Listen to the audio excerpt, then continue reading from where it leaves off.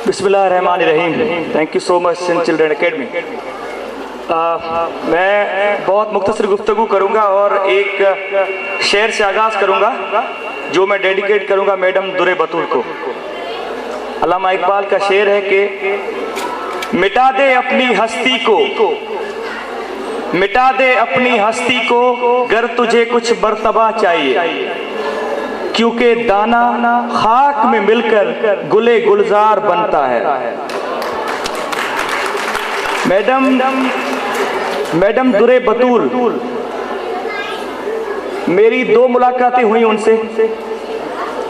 पहली मुलाकात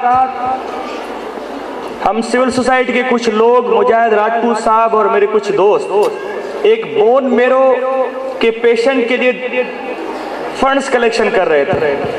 पूरे शहर में घूमते हुए सिंध चिल्ड्रन अकेडमी जाके पहुंचे और मैडम दुर्रे बतूल से मुलाकात हुई।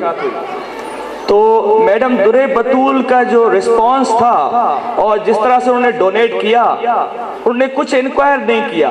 हमने जस्ट ये कहा कि मुजाहिद साहब मेरे साथ थे उस वक्त, हमने जस्ट ये कहा कि एक ऐसा बच्चा जो कि जिंदगी और मौत की कश्मकश में है, उसको उसकी जान बचाने के लिए हम निकले हैं। तो उन्होंने एक बहुत ही ज्यादा अमाउंट उन्होंने दिया।